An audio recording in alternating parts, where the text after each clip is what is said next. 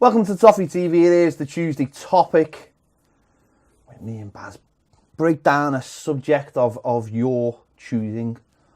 Although this week it's not your choosing, no. It's our choosing. And obviously we had Duncan Ferguson in the studio on Thursday. The interview went out on Patreon on Sunday. Lots of people loving it, lots of people enjoying it, lots of people commenting on it. It was a boss, wasn't it? Brilliant, absolutely brilliant. Very open, wasn't he? Surprisingly frank, you know. I think, I mean, getting up and showing us his scars was something that we didn't expect. So that's just a bonus for anyone who wants to see it. Well, I mean, you say a bonus. I mean, I think I might have rather been in your position than where I was. Well, no, listen, he was brilliant. You know, when you get to spend time in his company, you do realise that he, in many ways, is just a normal lad, isn't he? Has a laugh, but he's got that air of, that charisma about him still, is that air of mystery almost, and that's why he is so appealing. That's why when you do sit with him, people do want to listen to him. We don't really, there's no overkill with Duncan because he didn't really speak that often. Yeah. And, you know, for him to come out and say on so many different occasions, I've never told anyone this. I was a bit, I don't know about you, but I was a bit like, what are you going to say? You know, and all that. But he was absolutely brilliant, and what a fantastic interview. And people have praised us, but it's nothing to do with us. Yeah. It was him, and it was just fantastic. Apologies if we got a little bit too giddy at times, or fanboyed a bit too much, or fanboyed, or even spoke over each other, or made complete fools of ourselves by getting the years of derbies wrong. Oh, listen, it's not often that my dates aren't right, but he was right. And that, what I loved about that was he was like, no, and he was insisting, and I loved the fact that he remembers that, because that was key. I watched the interview back, and I never do that. Yeah. You know, that's to do a bit with Nev because it was editing it, but in general, they go out and they're gone, you know, and let other people decide. But I watched it back a couple of times, and the bits where, like, what you said was absolutely right when he talked about the 2 goals against United, and he's still going on about the miss more than either of the goals. It's like, that's a proper striker's attitude. That is like, yeah, he scored a couple of goals, but that chance I had at the end, no, I didn't, or whatever. It's not like, I got 2. Yeah. Because I can imagine a couple of other Everton centre forwards over the years, Tony Cottee, would be more interested in telling you about the goals. I've watched it loads of times because I edited it, and then I had to watch it loads of times because I had to take. People have Sam enjoy it? Or she not watched it? She's not actually watched all of it. She heard a lot of it though, because while I was editing, yeah, she's probably. What a lot of people have said is like, release the uncut version. To be honest, I'll be very, very honest with you. As you know, people who were on Patreon, is we cut very, very little out of it. No, we run it by the club because we're like that, and because we didn't want to get Duncan into trouble. I think that's first what we should say. Well, it's about Duncan, not really about the club. Yeah. We didn't want to get Duncan into trouble. Not asked for anything else. Just didn't want to get Duncan into trouble. At the end of the day, he's an employee. You've still got to be careful. And the club were like, this is boss. There was a couple of little things, like, and they weren't even. They were nothing. They were nothing. They were just, what they were just like tiny references. Well, it was said literally just in the wrong way. And you know what? And that's it. That's all it was. It wasn't like what he said. It was just the way he said something that other people could have picked up on, and I've done, you know what I mean. And there was a little bit of swearing in it as well when he got, and it was the bit where he was talking about David Moyes. And essentially what he was doing was retelling the story and what he said. And when he said what he said to David Moyes, he swore. Yeah. So he wasn't going like, and effing said this and effing said that. He was like, I said effing. And we just had to cut that down because we want kids to watch this interview. We want people to go, oh my God, that's a hero. And we know we know that it's such a good interview and he's so honest and frank. And because he doesn't do interviews that often, that it will get out there. And we want it to be enjoyed by as many people as possible. So and you know, he's a hero to a lot of people. People don't want their heroes effing and jeffing all over the gaff. I think the bits we took out of it, and I'll be perfectly honest here, when I was sat there, interviewing him, when he said those couple of things, I thought, I'm taking them out at the time, because I thought he said it in one way and it can be used in another way.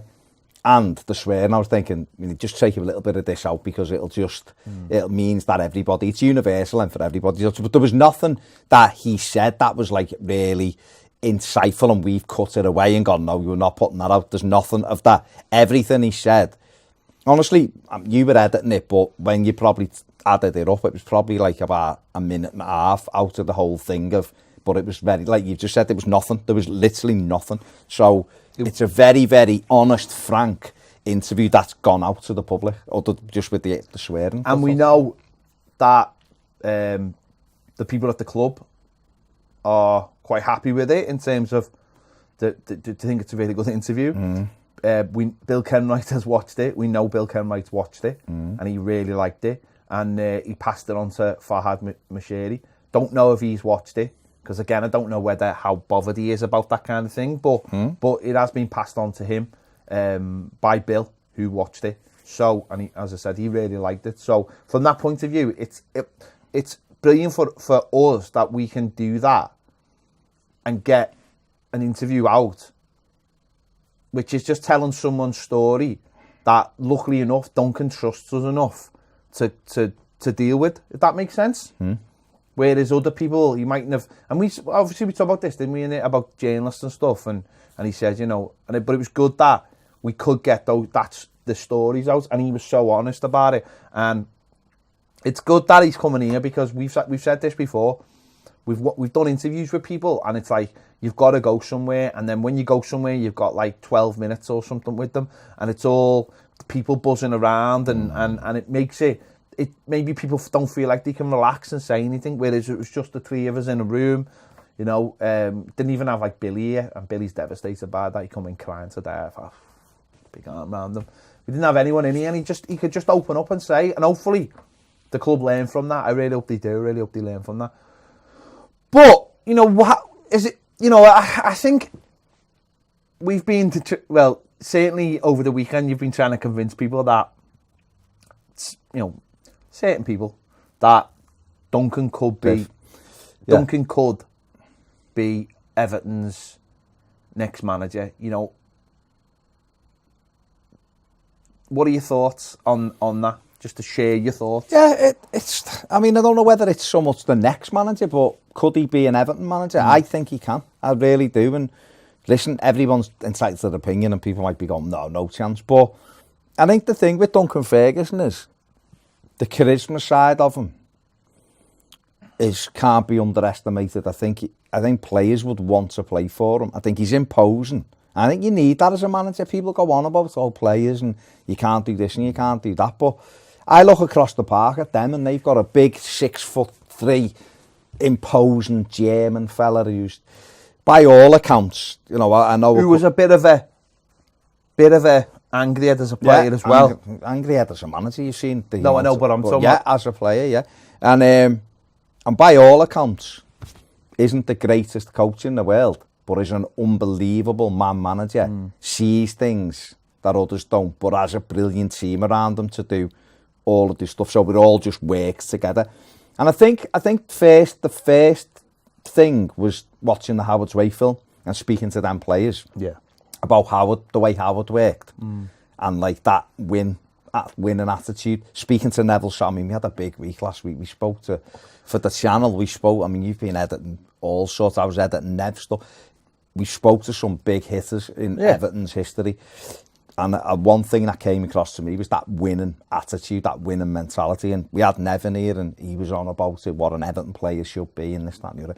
And then listening to Duncan, on and off camera, talking about what he wants, his style and how he does things, and his view on certain players, which I think a lot of people would be surprised. And, because in your mind, he's like the big fella and he'll bang it long. And he even said on the interview, he likes possession football and he likes the hybrid of, if it's on, knock it long, but if it otherwise, play it short and mix it. And I think the best teams play that way. So I just think that, from that perspective, I think he made a really good point on probably one. I don't know whether you've ever considered it, but I hadn't, was that when people say he's inexperienced, He's worked with Premier League footballers every day for 6 years, every day. Now, we see managers come in with these reputations from Germany or from Spain or from, wherever, and they fall down because the Premier League is such a unique, it's a unique league, and it's about a certain style of football, a certain style of player. And yet this is a fella that trains with Premier League players every single day, played in the Premier League for 12 years. He's experienced a lot of football, knows what it takes, has worked under different managers, Dutch, Belgium, Spanish, Barry, Dutch, Spanish, Portuguese, English. He's worked with David Moyes. He was there at the time. David Moyes was there as well, and stuff like that. So he's got an eclectic mix now of different managers. And when you put all that together, and the charisma and what it means to him, I think you get an Everton version of the big friendly German. I'm not surprised on the style he wants to play, by the way, because I always remember him saying that as a kid was Davy Cooper.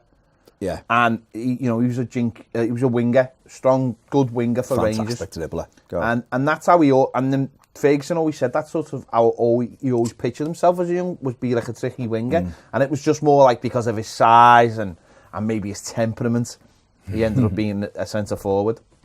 So I'm not surprised by how he wants to play. Yeah. And again, some other people might be like, oh, you can imagine he just wants to bang it. Duncan didn't like being a target man like that. I remember, he said that, even said it, didn't he? It was always that, people always say for Everton, oh, probably better without Ferguson because Unsworth just angles balls into him all day. But that's not Ferguson, is it? And it was like, Duncan was like, I didn't want to do that. And like, as he said himself on the interview, like Ruud Gullit was the first manager who said, put it on his chest so he could get it and take it down and play. Whereas beforehand, he was flicking onto nothing. Well, he said it become repetitive, didn't he? Wasting his talent. I'd always thought, for me, Duncan was always like, when people say about managers, it was always like, well, Unsworth's the under-23s manager, so he's sort of man management is there, and he'd be the one to step up. And I never really saw Ferguson as a manager because I wasn't sure he wanted to be the manager because he's like, well, you lose your job and that's it, you're gone. Of course, yeah. But he definitely got that ambition, hasn't he? He's definitely got that ambition to be the Everton manager. And he said it himself, he said, Everton need a big manager. For me, the way I look at it is, you're absolutely right. I look at his attributes and I think, in terms of what we want as a manager, he ticks every box except for one, which is obviously experience. Now, he said himself, how experience is hard. You've got to go somewhere. He said, I don't really want to leave because what if it doesn't go right somewhere as well? What if you don't get good circumstances and you get dragged into something? Yeah. Now, in other countries, that doesn't really matter. If a club thinks you're going to be a top manager, they go away somewhere, do a year and come back. And it really doesn't matter what they do. All they do is just getting the experience. It's getting the experience of like that thing of just picking up we've said it loads of times, how do you do a deal? And I know he would have a director of football, but how do you do a football deal? Pick a phone up, going on like the looks of that. So maybe he will have to do that if the club think, right, so maybe, you know what, I'm not saying this manager, because I'm not here to put pressure on this manager. That's not about that. But maybe if there's a manager and it was like, right, you're in your last year, and this is definitely going to be my last year.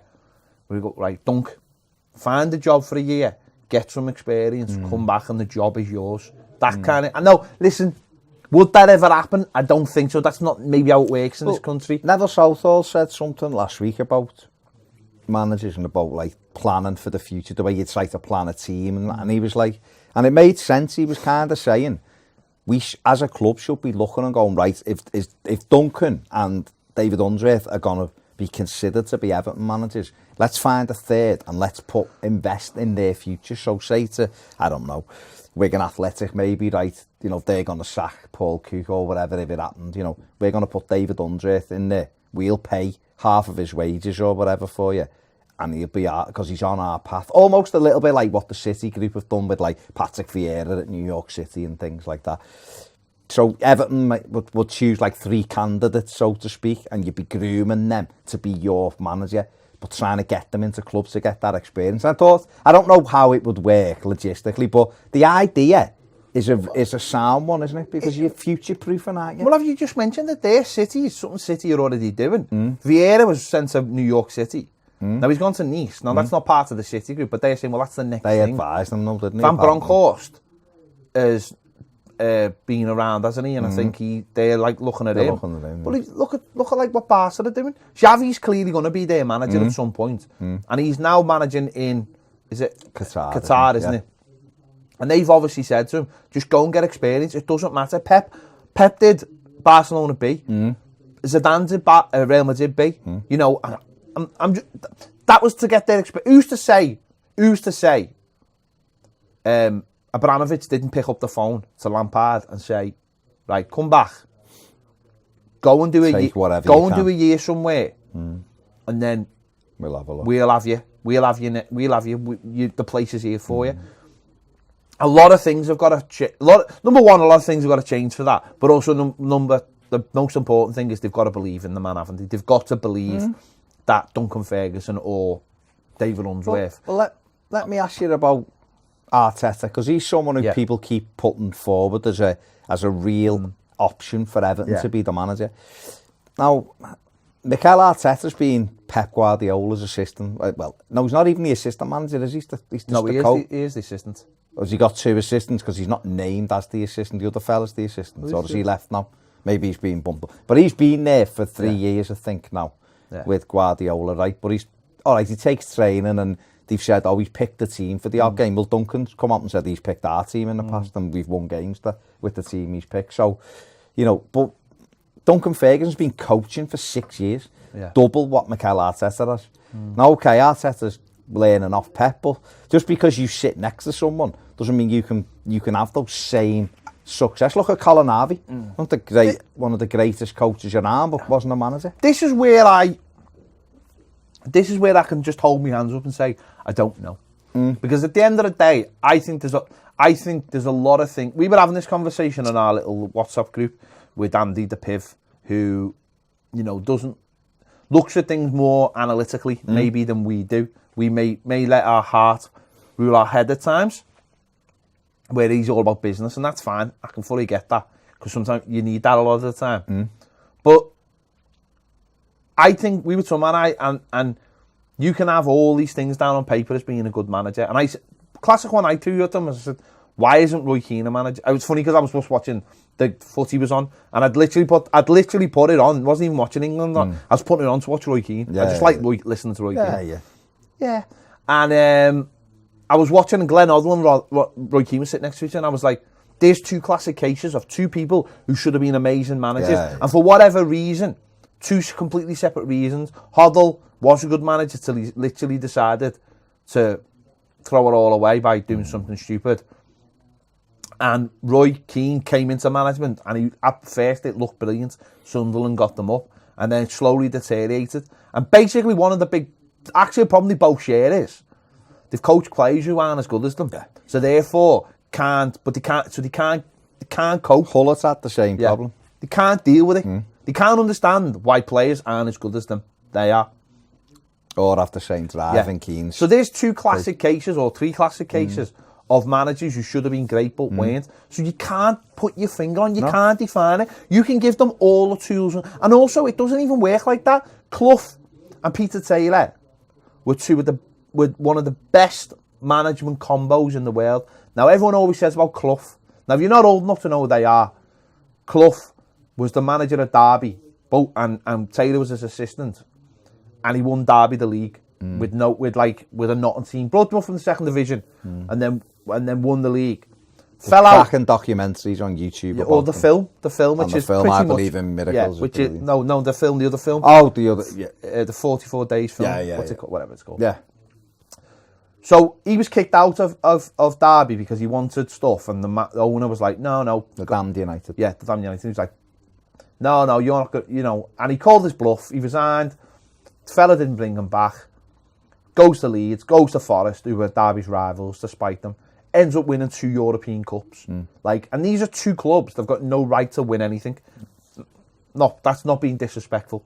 No, that's how good size he was. of dent compared to the competitors. That's how good he was brilliant. They were as a team. But people always talk about Clough. Clough was amazing. They very rarely saw Peter Taylor. Peter Taylor left. And it went. It all went. Clough didn't have a clue. If you watch the documentaries that are on, on YouTube, there's a couple of 2-hour ones, but I've watched them all on because I love Clough, because he just intrigues me so much.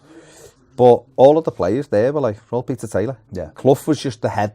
Clough was the talking head. Man management. He challenged people. Yeah, of course, listen, he was an unbelievable goal scorer. He got done 260 goals or something in his career. He was an amazing striker. Got a knee injury and stuff like that. But absolutely brilliant manager in terms of being able to get the best out of players by challenging them. But Peter Taylor was the brains. He'd done it all. You see that now with different management teams, Kendall, and we've got the Howard's Way film. Last week we were at the premiere and you watched that, and Howard was in charge of the team. He had all the players. When Colin Harvey come, we started getting Howard was there for 2 and a bit years on his own, so why weren't he good? Because Colin Harvey had a different view. So just because you've got a good manager doesn't necessarily mean he's the be all and end all, and that's why I was challenging the Piv, because I'm more analytical than you in terms of looking at stats and stuff. But I like to think between the three of us, I'm the one in the middle. So I look at that with my eyes and the analytics and put it together. You're very much like, it's dead simple. What I see is what I get, which is fine. I'm not. Right. I'm more not. so than I'm us. not. But what XG doesn't win games of football. It's simply no. But let me just say this, right? Things like XG are amazing tools, right? But me and Andy were talking the week, and he was talking about someone on the chat. I think it was about Souness, and Souness saying you need a bit of this and you need a bit of that, and he was downplaying, and I went, he's absolutely right. You can set your team up all you want, and you can go through training all you want. If you can't inspire your team on the day to take what they've learned and put it in a game where in the first 5 minutes, for whatever reason, something goes wrong. If you can't inspire that team to go, either stick to the plan or we need to change the plan, or it doesn't matter, the plan goes out the window and we have to come up with something. If you can't inspire that team to roll up its sleeves and start winning its battles so you can put the plan in place, doesn't matter. So it doesn't matter. Football is not chess. It's not played by robots. It's played by human beings that have feelings and might not always be up for it for whatever reason. If you can have all the analytics you want, you can know the ins and outs of a footballer, but if you don't have drive and don't have heart, none of it matters, because that's what pushes us all. We could walk in here with all the good intentions in the world and all the technology in the world. We sit down and go, I just don't feel like it today. And I feel a bit lethargic or whatever. You're not going to produce good stuff, and it's the same in everywhere. Everything you do. When we have those days, the other one normally goes, "No, come on, don't we?" That's the thing, though, isn't it? And that's inspiration from the manager with other players, isn't it? And that's what I think he does really well across the park. He manages to get them up all the time. Very rarely, Liverpool have got good players, right? But they haven't got amazing. I mean, the front three are amazing, don't get me wrong. They've got half are amazing and half are a workman that can do the job. But he's inspired them that much that they very rarely have off days, which is incredible. Where Man City are driven by a fella when he went 4-0, still moaning on the side of the pitch, and you're like, he's a brilliant coach, obviously, because he's been so successful everywhere he's gone. He's had the resources everywhere he's gone as well, and have the best people, but he's a brilliant coach, and they respond to it. But if he was just sat there with no desire on the side, like Pellegrini had all the resources he wanted, and yet he'd sit there like that, and City would be good one. When the players play to their level, he'd win, and other weeks when he dipped, he'd get turned over. And I just think you need a little bit more. And he's right, there is all of that XG, and there's all of the statistical side of it. What do we do? And you look at a manager, you want that experience. But like I've said, enough managers have come in from other leagues and haven't been able to get it right in the Premier League for one reason or another. I'm not just talking about clubs like Everton and lower down, I'm talking about teams near the top. But Chelsea change the manager every year or so, every 2 years, and they've had all the resources in the world. It's a difficult league. So if you're I just don't know how you can write someone like Duncan Ferguson off, but then say somebody who's got experience in Austria would be a better choice. So, I mean, we sort of went off the point there, but the point is that it takes a lot of factors to be a good manager, and a lot of things we just don't see go into it. I think, listen, where Everton are now, we don't know when we'll need a new manager. That's the point. I hope we don't need one for 5-6 years. Mate. But what I would like to see, genuinely, with Duncan is, I'd like to see him being groomed to be the manager. Because if you don't start the process, if you don't have belief in someone, then it's never going to happen, right? So I'd like to see him getting groomed. And I honestly think that, for me, you mentioned Arteta there. Now, Arteta is Pep's number 2, right? You see him on the bench, you see when he's talking to him, you've seen him in the documentary, there's a lot of talk, chatting to each other, going through ideas through the process. If Duncan hasn't got that at the moment at Everton, then that would be the first thing that I'd change. So I think he'd have to be like the number 2. He'd have to have more responsibility. People say, well, what does Duncan Ferguson do? Well, he said on the video, I've done loads of different things for loads of different managers. I think what you'd have to do is you'd have to say to him, we want you to be the manager, but you're going to have more responsibility. Now, like we've already said, that might mean going somewhere else. But you've got to start the process of grooming them and say, you are going to be our manager, but you've got to go through these steps. You go away, you're coming back, but you've got to go away.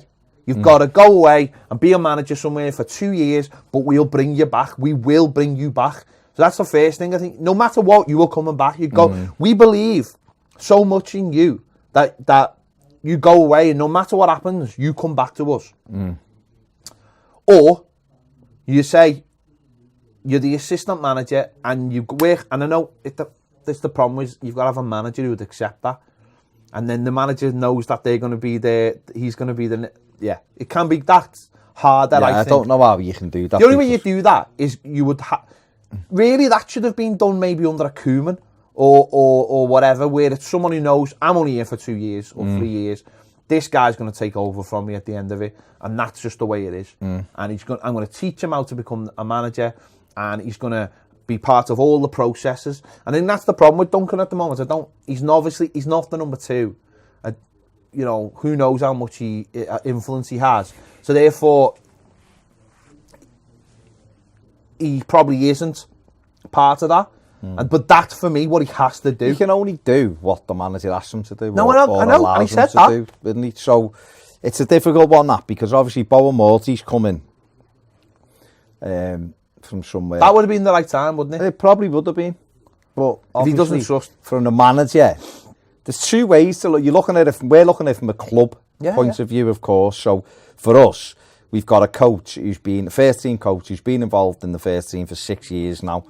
It makes sense to promote him to because in any job you're looking for progression. So it makes sense to put him to assistant manager, because your assistant manager's gone. You haven't chose to get the João Pedro, but he went because he wanted to go and be a manager somewhere else. That's from the club point of view. The other side of it is you've got a manager who's fighting for his job, because he is, because nothing's level at the moment and we're not doing as well as we can. And he's obviously under pressure. And for him, he'll want someone who he can converse with easily, get his ideas across. That would be an issue.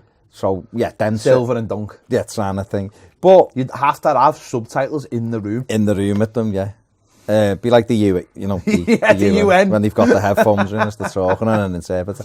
But, so that's where the difficulty in that comes. And I understand that if you're Marco Silva and you're thinking, I'm not safe in this job because I'm trying to prove myself. You want all of the things going your way to be safe. So to then go, he's your number 2, and we want him to be Everton's manager one day, you're going to be going, hang on a sec, I want to be the manager for 5 or 10 years. He's only 42. So you might be thinking, I want to be the manager for the next 5 years, and I've got some club legend next to me who is going to replace me. It's a difficult one, that if it's already somewhere like Ajax and that is in place when you come in. You kind of accept that, but that isn't in place now. I think what Duncan has to do is get Farhad Moshiri, Marcel Brands to believe in him, isn't it? first and foremost. And if they do, I mean, Brands has worked under this model in AZ67, Alkmaar, in PSV. So you would think he'd be looking at Ferguson and saying, like, Duncan, my view for you is to be our manager in the next 3 or 4 years, whatever. It might be sooner, it might be later, because depending on how the team does. So for that, this is what we want to do with you. But I agree with everything you just said there, because the club have to believe that he can become a manager. But he's older, like you just said, he's older than Marco Silva, so it is a difficult one. Marco Silva wouldn't have promoted him in the summer, because you're thinking, well, yeah, you're right. It's only my second season. I need somebody who does things my way. But it's funny the way you look at things, isn't it? Because would Brands want to change the model so that, like anything, like, to me, the under-23s should be a platform for the manager, for a potential next manager to be at. You bring players in, you play the same style. Okay, you might have your own ideas, but you play the same formation, let's say, as the first team, because that's what it's for. It's to take players from to the first team. But it's your audition to get your ideas and be a manager. But how can you go just off that? How can you go from the under-23s to the manager? But surely you'd be under-23s first team coach. No, I agree. But what I'm saying is though, that's actual managerial experience, isn't it? Like managing players day to day. It gets taken away from you, because if they want a player, they just take a player, and that's the end of it. I just wonder whether that's a step, or whether that's the first step, and then you leave the club and then you come back to the club. I don't know, but surely I remember seeing something a while ago about in France, where they were talking about coaches, and they were like, right, we have all these academies and it's brilliant, and we have Clairefontaine, the National Academy, like St George's Park, and he was like, but what we don't have is an academy for the coaches. So we've got all these coaches who are bringing up all these kids, but who's coaching the coaches? Who's making our coaches the best coaches in the world? So I remember them saying, like, we're going to open an academy for coaches to teach them, and that's why I'm sort of saying on this. It's like, why aren't we grooming? You're bringing players through at great cost, and you might get one or two. At what cost? You might get one or two through every 3 years. But what about the coaches who are at the club as well? Why aren't you identifying them and going, I'll tell you, this fella here, he's going to save us a fortune, because we ain't going to have to go out the club. We're bringing continuity through. And this is like you said, like Ajax do that a lot. All the senior players, they leave, they come back, they go coaching the under-7s, 8s, 9s, 10s, work their way up, and then eventually end up on the bench, maybe get assistants, and then they take over. And it just, that's not, I mean, I know it hasn't happened this time with the manager, and it has changed, but it's something they do very well. That's a model Holland do, yeah. And we don't really use that, and I think we've got to look at our club differently now. I don't mean us as fans, I mean, like, in charge of it, and just start thinking about making smart decisions and going, well, the fella at the top's vitally important if he's the manager, because he's got to cope with all of this squad, but the club has to have, if you're making me good, the club has to have a framework in place, and you do it to players. So I think that's what Neville was saying. So if you why wouldn't you do it to managers? Why wouldn't you go, we're going to help you become the best manager possible? We know now, years ago, you did have to get the right manager, unless you had Clough and a Peter Taylor. But you felt as though you had to get the right manager in, and they had to carefully choose their staff. But there's very good coaches around now who you can form a coaching team with and have someone as the head of it. And I just think with Ferguson, I look around at managers and I think, if Marco Silva was replaced or decided to move on or whatever in the next couple of years, I look around and go, who would I want in? Would I want us to flip a coin and go, Adi Hutter from German League, would he come in and be a great coach? Now, he is a good coach, but if he come in here, would he be able to do it? It's a different league altogether. Are we in the same boat as we would be with Marco Silva? Yeah. I think for me, they could make 3 choices and I'd be comfortable with all 3 of them in terms of knowing where my team's going to be. And that'd be Mourinho, Benitez or Thomas Tuchel, because all 3 of them, the top 2 in particular, have won things and have done it in the Premier League time and time again. Tuchel's a bit more of a gamble because he's never been. Decent job. But he's got he's doing great at PSG, done great at Dortmund, done great so he's got the experience of being at big clubs and doing it. But the Premier League would still be slightly different for him as well because it's intense. And Klopp said he had to change the way he thought about the Premier League. Or Buvac did, and Klopp took the whichever way you look at it. So that's what I'm saying with Ferguson. Just because Duncan Ferguson might be the perfect manager to be the Everton manager, the perfect man. And then he builds his team around him who actually make him even better. So he's Duncan Ferguson, he's the head of it, he oversees it, he's the inspiration when they're going out at 10-3. But, you know, people like, I don't know, Lee Carsley, for argument's sake, who's a really good coach, well-respected, ex-Everton, he was in there, and a couple of others, Cahill, for throwing names in, Tim Cahill and all of that, and they were good coaches. Yeah, we're getting the band back together. The band are coming back together. And then a couple of maybe European, whoever, and that's your team. And all of those work hard with the analytics, the stats guys, and they put this thing together, and then Duncan inspires you, and he gets the crowd going, and he gets the players. He's able to do what Klopp does on the side for them, rally his team. I think the most important thing is convincing people that he is management material, isn't he? And saying, right... Is Arteta management material? See, you know what, though? Do you know what it is, though, right? Arteta looks like he's management. No, honestly though, isn't it? You think about it, right? You can picture Arteta on the touchline like Pep wearing something smart, right? And that's what gets it. And that's the thing. I could picture Duncan. No, I know, but that's what I'm saying. I really could. And that you can't now. Really picture under. No, I know, but that's the point, isn't it? That's the point. And this is what you've just made it. And I'm going to say it publicly. This is what Joey Barton was saying about Unsworth. And that'll be interesting when we play Fleetwood in a few weeks. That's what he was saying. And I'm not having a go at Unsworth because I thought what he said was terrible, Bowie Barton. But that's what Barton said. Barton's, when he walked up the line, he said, does he look like a Premier League manager to you? Look at him. He said he doesn't. And I didn't agree with his comments, but the point what he was saying was, does he strike you as a Premier League manager? He's overweight and doesn't look in the best of shape. What does that say to his players? Now, I'm not saying that's right. I'm just saying it's a perspective. Whereas with Arteta, you look at him and you go, oh, he looks like a manager. Oh, look at him. He looks like he could still play footy. He probably goes out every day on the training pitch and is whipping set pieces in for fun. And you know what? We go, and this is what we're talking about. It's hard to define a manager, but the first thing you got to get in your head is that mental picture of him coming out, giving it all this, and all that, tactics board and all that. That's the thing with Duncan. Can people see that? Or do people just see Duncan as this person who just works for Everton because he's a big Everton person, and then someone who does like a lot of work off the pitch for like, that's what I'm saying though, isn't it? You've got to get that mental image. It's just got to go across, but I do, because I think it helps because he's on the bench. Yeah. So you see him standing up when he's, I mean, I'd like him up a bit more, but he's not going to stand up when the manager's not. He can't. He can't go ahead of the manager, regardless of what some fans think he should be doing.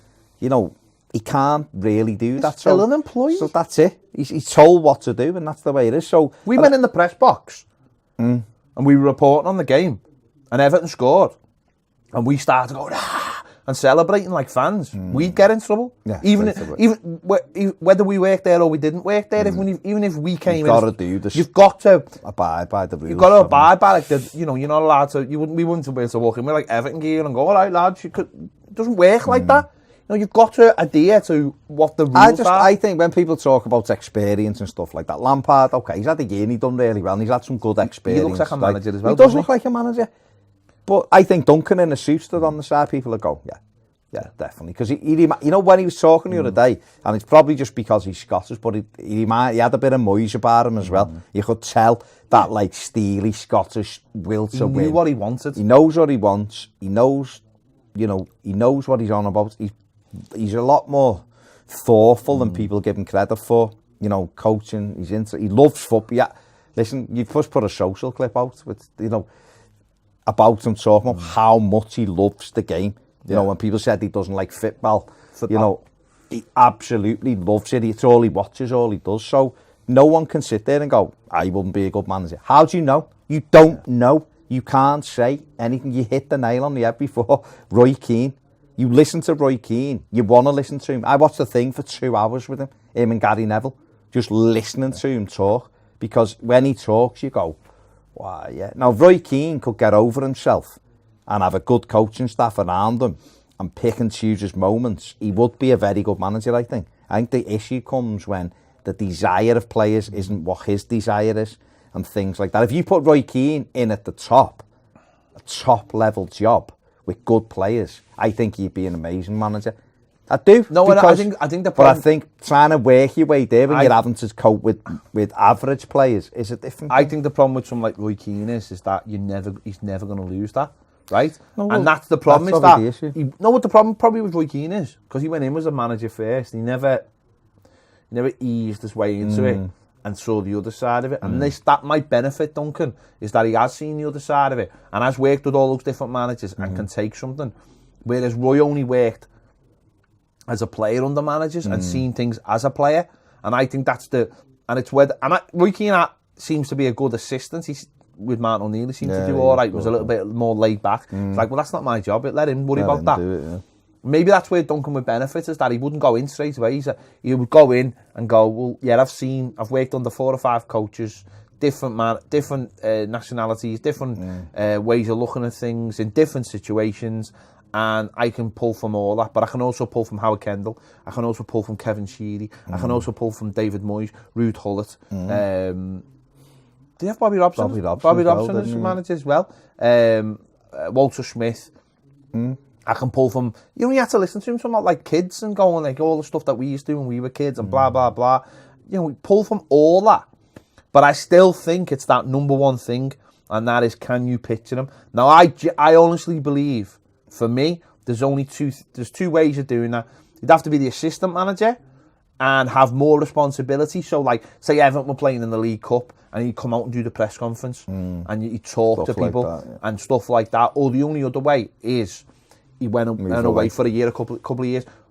But he'd have to have assurances, I think, that he would be coming back to let him do that. Well, listen, it's just food for thought. Yeah. That's all I would say to people. I like I said before, I hope Marco Silva's here for 5 years, because it'll mean that we're doing well and we're competitive and we're winning things, and Duncan will be part of that team, and that's great because he's vital that he's at our club.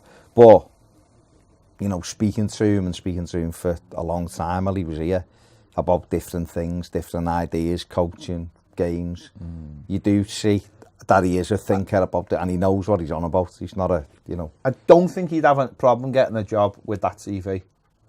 No, I don't. And I honestly believe he'd inspire players to go and play. I do, because I think when you look at him, when you speak to him, and he is imposing and all that, I think that kind of character, for us as a club, I think it's exactly what our fans need. What would be good though, and I think this is a thing, I think there's a little thing with Arteta as well, is I think when people have mentioned Arteta, there's been a fear that if we didn't get Arteta as the manager and he went somewhere else and he was good, everyone would want him.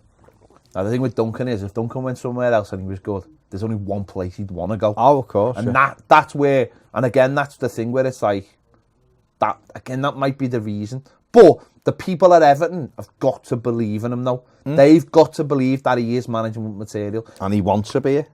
That's what they've got to believe. Does he want it? Has he got the desire to be the manager? Yes. Right, let's get that message across then. Is he good at what he's doing? Yes. What about? Let's give him a bit more responsibility. Yes. Let me just ask you one last thing then. And I think this is a really important thing. Do you think he could separate or get away from the pressure though of Everton Football Club because of how much he loves Everton Football Club? If he was the manager, do you think he could deal with that? Because I looked at him and I'm not saying that he couldn't, I'm just saying, looked at him the other day and you could tell, oh my God, you can just feel how much he loves Everton. Yeah, but I think I think he's the type of person who is given that responsibility and he's in charge of it, control, you cope with it. Yeah. You're in a situation, we're like that with certain things. When you're close to something and you want to do certain things and you can't, the frustration, the pressure is on you. He wants Everton to do. Talking about when Sam Allardyce was the manager and we were winning games and he loved it, and the fact that fans weren't happy, he said, I hated it, made me sad because we were winning, which is what we needed to do, but people weren't happy. And he felt it like a fan. But if you're in control of that, the levels are different. The pressure is different because you can directly affect it. If he's part of a coaching staff, he might be thinking, why isn't Marco Silva playing 2 up front today? These are terrible. We could play this. And Marco Silva's choosing a different way. Or why is he playing him when he could do a better job? That frustration is there. We feel it as fans. Yeah.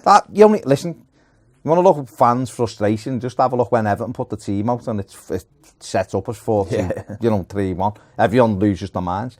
So if you're a coach and you're thinking, he's flying in training, why isn't the gaffer giving him a go? We could win this game and we don't win the game. Imagine that frustration and pressure because he's still part of that team. Some people like to blame him. Forget about the lads who actually kicked the ball. They go to Duncan. It's Duncan Ferguson's fault, some people. So he's getting a bit of the pressure and getting a bit of the grief. And it's not his decision. He's not choosing anything. I think he's big enough to go, Van picking the team and we underperform. Yeah. That's on me because that's where it is. But at the moment, the team's underperform. If the team underperforms, the buck doesn't stop with him. Yeah. He's down the pecking order. So I think he would. We wouldn't know until he'd done it. That's the problem, isn't it? But I believe if you're in control of your own destiny, that's all you can ask for. And I think, you live and die by your results almost then, because everyone knows it's a results game. I asked them about what's his philosophy, what's his kind of idea, and he said, to win football matches first. Forget about the philosophy. We win football games, which is exactly what Roy Keane, what Jose Mourinho said the other week when I watched them. Mourinho was like, yeah, it's great having this philosophy. You have to win football matches. Yeah. Then you can get your philosophy, but you have to win. Well, it is, because when you win and the whistle goes, an hour later you don't give a crap whether you've played champagne football or you've played friggin' Thunderbirds from the off licence for £1. Yeah. You've just won the game. It doesn't matter. Everyone's buzzing because you've won the game. Have Liverpool been great this season? No. I mean, a couple of my mates, season ticket holders, like, we were miles better last season, but we're winning games this season. Penalties, grinding it out, stuff like that. I'd take that all day long for Everton at the moment. Believe, win. I hope we beat Norwich with a scrappy own goal. The week won't bother me. I mean, I hope it's 5-0, to be honest. But if we won, would it matter? No. You just look at it and go, won again, back-to-back wins, and you get on. And that's what he was saying. You win football matches and you develop that whole process as well. And so, who knows? There you have it. Let us know your thoughts in the comments. Well, you've watched the video. I mean, has he changed your mind at all, or has he give you food for thought about it? Do you think Duncan Ferguson could be not the next Everton manager, but a Everton manager? Do you believe he's got enough? And do you believe that he has to go away? What steps do you think he has to take to become the next Everton manager? Let us know your thoughts in the comments. I think this is a fascinating one. It's play into that thing that you always come out to me with. We've only ever won anything with an ex-Everton player in charge. Yeah, isn't it? I mean, there's a reason for that. So, because we're a. I honestly believe the way we are. I honestly believe, and who did I hear saying to the day? I can't remember. But the only people who get the pressures of being an Everton fan are Everton people. I honestly, we have weird expectations, but when I watched the Howard film, I was like, it's right in front of you there. The players are saying it themselves. Neville said it. He said, these fans have expectations, and why shouldn't they? Why shouldn't they? And no one has lived up those expectations since, because they come into our club and they go, oh, it's only Everton. Yeah. And then they don't... Yeah, that's the problem. And they don't understand how we work, how we are. We have expectations as a big club, and whether people like that or not, or think, why do you have those expectations? We have those expectations because of what's gone on before. Yeah. John Morse. They're my standards. Everton expects. Are Everton 80, Everton mid-80s. They're my standards. So John Morse. Yeah, John Everton Morse expects. Everton fans expect. That's what he said. And we do all expect. And you watch things like that, the Howard's Way, and you go, That's Everton. Yeah. And you know what? It's not Everton because they went out and spent a fortune on a bunch of players. It's because they had good players, but then a couple of our asses walked into the dressing room and went, right, let's do this. Let us do this. Colin Harvey driving the standards, and they had those players maintaining the standards or trying to maintain the standards. And unfortunately, for whatever reason, for the last, I think Moyes had the standards, but didn't have the players. And the game started to change. So it has changed, and you've got to understand it's changed. You need both.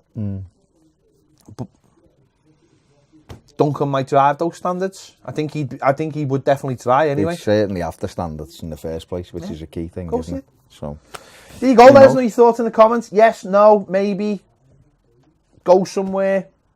Assistant manager, whatever you think. Or do you know what? Has nothing changed. You just think he's just a man who absolutely loves Everton. And of course, he said to us, didn't he? Said he wouldn't want to manage Everton.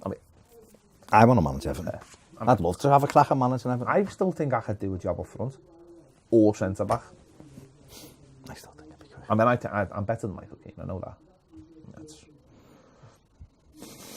All right, I'm not better than Michael Keane. Quite clearly, he's I'm a clearly not footballer. better than Michael Keane. You're not better. I'm better than Cuco Martina though. Yeah, you are. Come on. To be fair, I'm definitely still better. I'm better than Nias, but let's move on. Nias, Nias has a go, doesn't he? He told us a crack in the Nias story. Let's move on. Let's go on the video. Let's go. There you go. Thanks for watching. See you later.